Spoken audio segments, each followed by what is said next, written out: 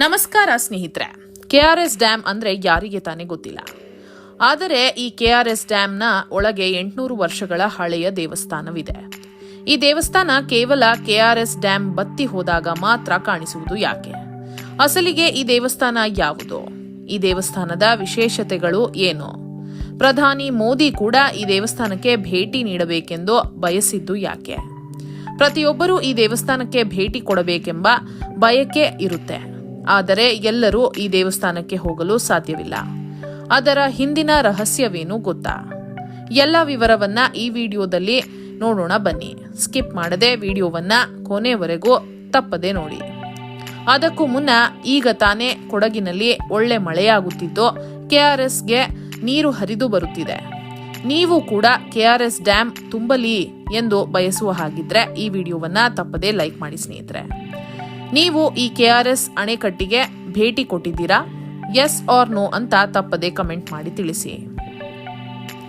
ಸ್ನೇಹಿತರೆ, KRS dam Krishnarajasagar dam ಯಾರಿಗೆ ತಾನೇ ಗೊತ್ತಿಲ್ಲ. ಇಡೀ ದಕ್ಷಿಣ ಕರ್ನಾಟಕದ ಜೀವನಾಡಿ ಅಂದರೆ ತಪ್ಪಾಗುವುದಿಲ್ಲ. KRS ಅಣೆಕಟ್ಟನ್ನು ಕನ್ನಂಬಾಡಿ ಕಟ್ಟೆ ಅಂತಾನೂ ಕೂಡ ಕರೀತಾರೆ. ಯಾಕಂತಂದ್ರೆ ಅಲ್ಲಿ ಕನ್ನಂಬಾಡಿ ಎಂಬ ಗ್ರಾಮವಿತ್ತು. ಈ ಕನ್ನಂಬಾಡಿ ಗ್ರಾಮವು ಪುರಾತನ ಗ್ರಾಮವಾಗಿದ್ದು ಇಲ್ಲಿ ಕಣ್ವ ಮಹರ್ಷಿಗಳು ತಪಸ್ಸು ಕೂಡ ಮಾಡಿದ್ರು. ಅದಕ್ಕೆ ಈ ಜಾಗಕ್ಕೆ ಕನ್ನಂಬಾಡಿ ಎಂಬ ಹೆಸರು ಬಂತು. ಇನ್ನು KRS ಡ್ಯಾಮ್ ನಿರ್ಮಿಸಿದ ಮೇಲೆ ಈ ಗ್ರಾಮವು ಸಂಪೂರ್ಣವಾಗಿ ಜಲಾಶಯವಾಗಿ ನೀರಿನಲ್ಲಿ ಮುಳುಗಡೆಯಾಯಿತು. ಇದರ ಜೊತೆಗೆ ಒಂದು ಅಮೋಘವಾದ ದೇವಸ್ಥಾನವೂ ಕೂಡ ಮುಳುಗಡೆಯಾಯಿತು. 13ನೇ ಶತಮಾನಕ್ಕೂ ಹಿಂದೆಯೇ ಕಟ್ಟಲ್ಪಟ್ಟಿದ್ದ ದಕ್ಷಿಣ ಭಾರತದ ಅಪೂರ್ವ ಶಿಲ್ಪ ಸಂಪತ್ತಿನ ರಾಶಿ ಆಗಿದ್ದಂತಹ ಅನನ್ಯ ದೇಗುಲವಿದು. ಈ ದೇಗುಲವು ಇದ್ದದ್ದು ಕನ್ನಂಬಾಡಿಯಲ್ಲಿ. ಈ ದೇವಸ್ಥಾನವೇ ಶ್ರೀ ವೇಣುಗೋಪಾಲ ಸ್ವಾಮಿ ದೇಗುಲ. KRS ಡ್ಯಾಮ್ ಕಟ್ಟಿದಾಗ ಈ ಬೃಹತ್ ಹೊಯ್ಸಳ ದೇಗುಲವು ಕೂಡ ಕನ್ನಂಬಾಡಿಯ ಹಿನ್ನೀರಿನಲ್ಲಿ ಮುಳುಗಡೆಯಾಯಿತು. ಈ ದೇವಸ್ಥಾನವು ಬರೋಬ್ಬರಿ 70 ವರ್ಷಗಳ ಕಾಲ ಕಾವೇರಿ ನದಿಯಲ್ಲಿ ಮುಳುಗಡೆಯಾಗಿತ್ತು. ಆದರೆ ಈ ದೇವಸ್ಥಾನವನ್ನು ಹೇಗಾದರೂ ಮಾಡಿ ಇಲ್ಲಿಂದ ಸ್ಥಳಾಂತರಗೊಳಿಸಬೇಕು ಎಂಬುದು ಹಲವರ ಬಯಕೆಯಾಗಿತ್ತು. ಆದರೆ ಇದು ಅಷ್ಟು ಸುಲಭದ ಕೆಲಸವಾಗಿರಲಿಲ್ಲ. ಆದರೆ ಈ ಕನಸನ್ನು ನನಸು ಮಾಡಿದ್ದು ಕೋಡೆ ಫೌಂಡೇಶನ್ನ ಶ್ರೀಹರಿ ಕೋಡೆಯವರು. ಈ ದೇವಸ್ಥಾನವನ್ನು ನೀರಿನಿಂದ ಮೇಲೆತ್ತಿ ಯಥಾವತ್ತಾಗಿ ಸ್ಥಳಾಂತರಿಸಲಾಗಿದೆ. ನೀರಿನಲ್ಲಿ ಮುಳುಗಡೆಗೊಂಡಿದ್ದ ದೇಗುಲವನ್ನು ಮೂಲ ವಿನ್ಯಾಸಕ್ಕೆ ಧಕ್ಕೆ ಬಾರದಂತೆ ಸ್ಥಳಾಂತರಿಸಲಾಗಿದೆ. ಶ್ರೀಹರಿ ಕೋಡೆಯವರ ಕನಸಿನ ಪರಿಣಾಮವೇ ಇವತ್ತು ಕಾವೇರಿ ನದಿಯ ಹಿನ್ನೀರಿನಲ್ಲಿ ಮತ್ತೊಮ್ಮೆ ತಲೆ ಎತ್ತಿ ನಿಂತಿದೆ. ಪ್ರತಿ ವರ್ಷ ಲಕ್ಷಾಂತರ ಜನರು ಈ ದೇವಸ್ಥಾನಕ್ಕೆ ಭೇಟಿ ಕೊಡ್ತಾರೆ.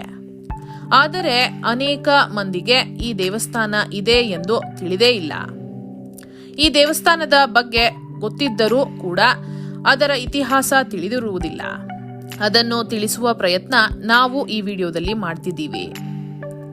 ಮೈಸೂರಿನಿಂದ ಸುಮಾರು 25 ಕಿಲೋಮೀಟರ್ ದೂರವಿರುವ ಹೊಸ ಕನ್ನಂಬಾಡಿ ಎಂಬ ಊರು KRS ಅಣೆಕಟ್ಟಿನ ಹಿನ್ನೀರು ಪ್ರದೇಶಕ್ಕೆ ಹೊಂದಿಕೊಂಡಿದೆ. ಇದೇ ಕಾವೇರಿ ಈ ನೀರಿನಲ್ಲಿ ಸರಿಸುಮಾರು 35 ಎಕರೆ ವಿಸ್ತೀರ್ಣದಲ್ಲಿ ತಲೆ ಎತ್ತಿ ನಿಂತಿದೆ ಅದ್ಭುತವಾದ ವೇಣುಗೋಪಾಲ ಸ್ವಾಮಿ ದೇವಸ್ಥಾನ. ಈ ದೇವಾಲಯಕ್ಕೆ 3 ಪ್ರಾಂಗಣಗಳಿವೆ. ಮುಖ್ಯ ಮಂದಿರದಲ್ಲಿ ಶ್ರೀ ವೇಣುಗೋಪಾಲ ಸ್ವಾಮಿ ನಮಗೆ ದರ್ಶನ ಕೊಡುತ್ತಾನೆ. ಮುಖ್ಯ ಪ್ರಾಂಗಣದ ಸುತ್ತಲೂ ನಮಗೆ ಅಷ್ಟಲಕ್ಷ್ಮಿಯರು, ಸಪ್ತ ಋಷಿಗಳು, ನವಗ್ರಹಗಳು, ದಶಾವತಾರ, ಶಿವಪಾರ್ವತಿಯರು, ಗಣೇಶ ವಿಗ್ರಹ, ಆಂಜನೇಯ ವಿಗ್ರಹ ಸೇರಿ ಒಟ್ಟು 48 ವಿಗ್ರಹಗಳು ಇವೆ. ದೇಗುಲದ ಸುತ್ತ ಅಷ್ಟಮಂಟಪಗಳಿವೆ. ದೇಗುಲದ ಮುಂದಿನ ಭಾಗದಲ್ಲಿ ಹಂಪೆಯ ಮಾದರಿಯ ಕಲ್ಲಿನ ರಥ ಆಕರ್ಷಕವಾಗಿದೆ. ಇನ್ನು ದೇಗುಲದ 3 ಕಡೆಯೂ KRS ಜಲಾಶಯದ ಹಿನ್ನೀರು ಅಂದರೆ ಕಾವೇರಿ ನದಿಯ ನೀರು ಆವರಿಸಿದೆ. ಈ ದೇವಾಲಯದಿಂದ ಈ ಹಿನ್ನೀರನ್ನು ನೋಡಲು ತುಂಬಾ ಅಮೋಘವಾಗಿರುತ್ತದೆ. ಇಲ್ಲಿ ಸೂರ್ಯಾಸ್ತವನ್ನು ನೋಡಲು ಪ್ರತಿದಿನ ಸಾವಿರಾರು ಜನರು ಸೇರುತ್ತಾರೆ. ಇನ್ನು ವೇಣುಗೋಪಾಲ ಸ್ವಾಮಿ ಇತಿಹಾಸ ಬಹಳ ಕುತೂಹಲವಾಗಿದೆ. 13ನೇ ಶತಮಾನದಲ್ಲಿ ಹೊಯ್ಸಳರು ಕನ್ನಂಬಾಡಿಯಲ್ಲಿ ಈ ವೇಣುಗೋಪಾಲ ಸ್ವಾಮಿ ದೇವಸ್ಥಾನವನ್ನ ನಿರ್ಮಿಸಿದರು. ಸೋಮನಾಥಪುರದ ಚನ್ನಕೇಶವ ದೇವಸ್ಥಾನದ ನಿರ್ಮಾಣದ ಸಮಯದಲ್ಲೇ ಈ ಹೊಯ್ಸಳರು ವೇಣುಗೋಪಾಲಸ್ವಾಮಿ ದೇವಾಲಯವನ್ನು ಕೂಡ ನಿರ್ಮಿಸಲಾಗಿದೆ ಎಂದು ಹೇಳಲಾಗುತ್ತದೆ. ಮೂಲ ದೇವಸ್ಥಾನವು ಬರೋಬ್ಬರಿ 70 ಎಕರೆ ವಿಸ್ತೀರ್ಣದಲ್ಲಿ ಕಟ್ಟಲಾಗಿತ್ತು. ಈ ದೇವಸ್ಥಾನದ ಎಂಟ್ರೆನ್ಸ್ನಲ್ಲಿ ಹಳೆಗನ್ನಡದ ಶಾಸನಗಳನ್ನು ನಾವು ಇಲ್ಲಿ ನೋಡಬಹುದು. 1930ರಲ್ಲಿ ನಾಲ್ವಡಿ ಕೃಷ್ಣರಾಜ ಒಡೆಯರ್ ರವರು ಕಾವೇರಿ ನದಿಗೆ ಕೆಆರ್ಎಸ್ ಅಣೆಕಟ್ಟನ್ನು ನಿರ್ಮಾಣ ಮಾಡಿದಾಗ ಕನ್ನಂಬಾಡಿ ಗ್ರಾಮವು ಮುಳುಗಿ ಹೋಯಿತು. ಈ ಸಂದರ್ಭದಲ್ಲಿ ಗ್ರಾಮಸ್ಥರನ್ನು ಹೊಸ ಕನ್ನಂಬಾಡಿ ಗ್ರಾಮಕ್ಕೆ ಸ್ಥಳಾಂತರಿಸಲಾಯಿತು. ಆದರೆ ಐತಿಹಾಸಿಕ ವೇಣುಗೋಪಾಲಸ್ವಾಮಿ ದೇವಸ್ಥಾನ ನದಿಯಲ್ಲಿ ಮುಳುಗಿ ಹೋಯಿತು. 1930ನೇ ಇಸವಿಯಲ್ಲಿ ಮುಳುಗಿ ಹೋಗಿದ್ದ ಶ್ರೀ ವೇಣುಗೋಪಾಲಸ್ವಾಮಿ ದೇವಸ್ಥಾನ ಮೊದಲ ಬಾರಿಗೆ 1958ರಲ್ಲಿ ಕೆಆರ್ಎಸ್ನಲ್ಲಿ ನೀರು ಕಡಿಮೆಯಾದ ಕಾರಣ ಕಾಣಿಸಿತು. ಮತ್ತೆ 2003ರಲ್ಲಿ ಈ ದೇವಸ್ಥಾನ ಸಂಪೂರ್ಣವಾಗಿ ಗೋಚರಿಸಿತು.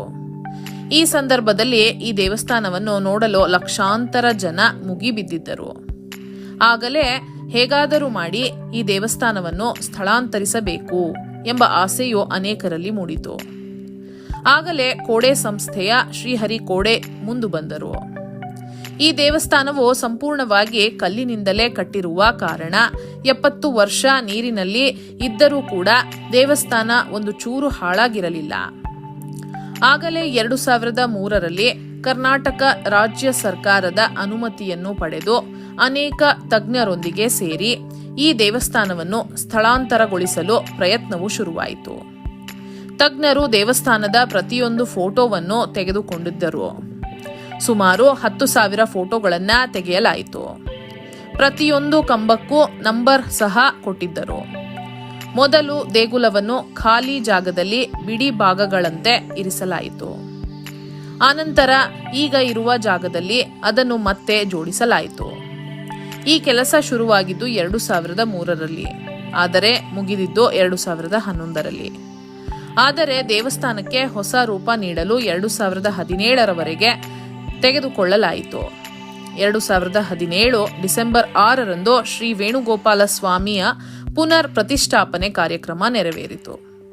ಸ್ನೇಹಿತರೆ, ಈ ದೇವಸ್ಥಾನವನ್ನು ಸ್ಥಳಾಂತರಗೊಳಿಸಲು ನೂರಾರು ಜನ ಬರೋಬ್ಬರಿ 14 ವರ್ಷಗಳ ಕಾಲ ಕೆಲಸ ಮಾಡಿದ್ದಾರೆ ಮತ್ತು ಇದಕ್ಕೆ ಕೋಡೆ ಸಂಸ್ಥೆಯು ಕೋಟಿಗಟ್ಟಲೆ ಖರ್ಚು ಮಾಡಿದೆ. ಸುಮಾರು 700 ವರ್ಷದ ಇತಿಹಾಸವಿರುವ ಈ ದೇವಸ್ಥಾನವನ್ನು ನೋಡಲು ಪ್ರತಿ ವರ್ಷ ವಿದೇಶಗಳಿಂದ ಲಕ್ಷಾಂತರ ಜನರು ಬರುತ್ತಾರೆ. ಈ ದೇವಸ್ಥಾನದ ಹಿಂಭಾಗದಲ್ಲಿ ಸುಂದರವಾದ ಉದ್ಯಾನವನವಿದೆ ಮತ್ತು ದೇವಸ್ಥಾನದ 3 ಕಡೆಯೂ ಕಾವೇರಿ ನದಿ ಆವರಿಸಿದೆ.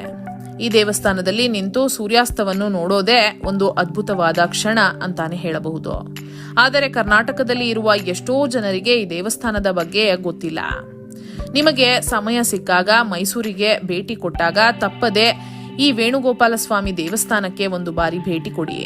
ನೀವು ಭೇಟಿ ಕೊಟ್ಟರೆ ಈ ದೇವಸ್ಥಾನಗಳ ಜೀರ್ಣೋದ್ಧಾರಕ್ಕೆ ಉಪಯೋಗವಾಗುತ್ತದೆ ಮತ್ತು ನಮ್ಮ ಪುರಾತನ ಕಾಲದ ದೇವಸ್ಥಾನಗಳು, ಸಂಸ್ಕೃತಿ ಎಲ್ಲವೂ ಕೂಡ ಉಳಿಯಲಿದೆ. ಗೋಪಾಲಸ್ವಾಮಿ ದೇಗುಲದ ಬಗ್ಗೆ ನಮಗೆ ತಿಳಿದಿರುವ ಮಾಹಿತಿಯನ್ನು ತಿಳಿಸಿಕೊಡಲು ಪ್ರಯತ್ನ ಮಾಡಿದ್ದೇವೆ.